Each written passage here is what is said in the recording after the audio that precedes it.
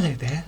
I often get this urge to make a YouTube video, but beyond a few sporadic ideas that really enthuse me in the moment for the space of 1 or 2 videos, it's rare I find something that really sticks and really compels me to want to make more videos on that subject. When I do get those sorts of ideas, I do make videos, and those are the ones that are on this channel at the moment. But I'd like to make more. I'd like this to be something that I do at least semi-often, because I have fun doing it, and I love being creative in this way. But if that's going to be the case, then I need to find something that sticks in my mind and that I really want to repeat. My channel at the moment is incredibly esoteric, and whilst that's a good reflection of me, the human person, it's not a good way to make videos. So when that creative urge comes at the moment, I'm not sure if I should modernise another old film, or rant about politics, or speak a bit of Scottish Gaelic, or cut together the Prime Minister of the day in a YouTube poop. Actually, speaking of the Scottish Gaelic, I had wondered if that could be something that I did.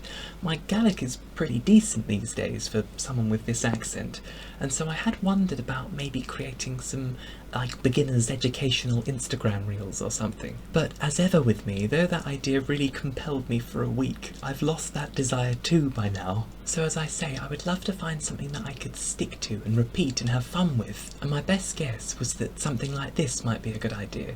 Just me and a camera and a trailing microphone you can't see that's connected to the computer, but like the YouTube videos of old, where it was just one person talking to the camera, like about something funny, or what they'd done, or how their day was going, or on obviously a more intellectual subject too. But I like the idea of doing something like that, like the early days of YouTube, because maybe that will be enough to satisfy the creative urge I have when it comes. Actually, I don't know if I want to be using the word satisfy, urge and comes all in the same sentence.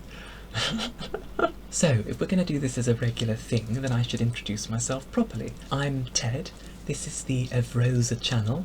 I'm pretty gay, and I'm trying sort of to be an author and to figure out what I want to do with my life at the same time. I think 23 is an odd place to be, because I'm recording this in my childhood bedroom, which is still my bedroom because I still live at home. And so you're sort of an adult and you're sort of not, because you're still under your family's roof. I might have been working on a book for the last 7 years. It might be almost done and almost ready at the point of publication, but it still isn't. And unfortunately, when you try and make a career as an author, you pick a career where all the money making comes right at the end, and it's a massive risk because it's not like I have a publisher or an agent or anyone like that lined up. So I've just been doing like 7 years of work. Since I was 16 I have been working on this book, but it's not like I've got any great, wonderful, obvious plan in sight for how things are going to go.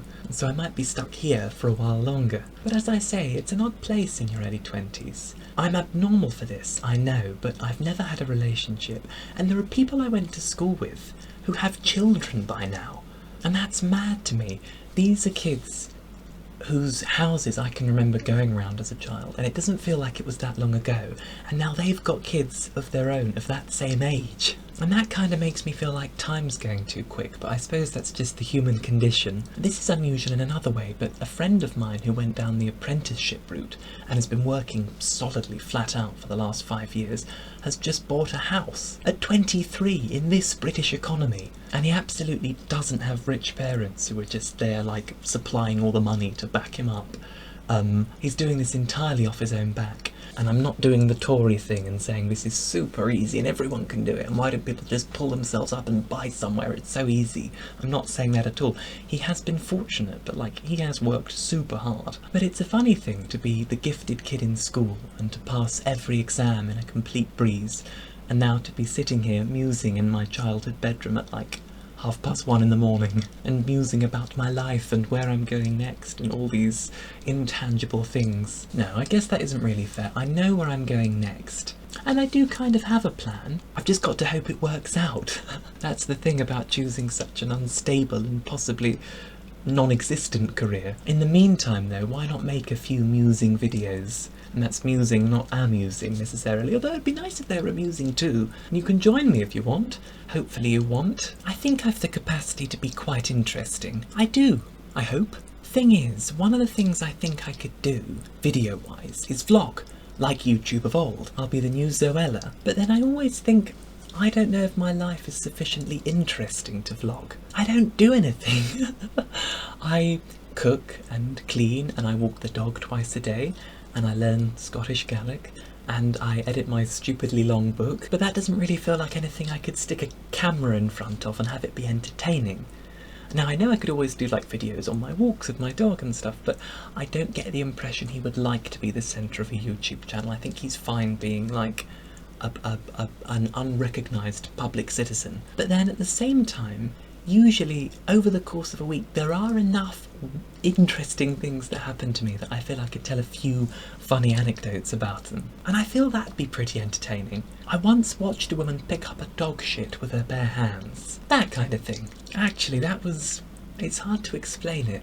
She'd gotten most of the poo in the bag, and then she went like to tie the handles, and as she lifted it up, a bit fell out, and I suppose just on instinct, but she like stuck her fingers out, her 2 fingers, and flicked the bit out that had fallen back into the bag with her bare hands. And you know when something just takes you aback, and you're like, I didn't know that was something you could do.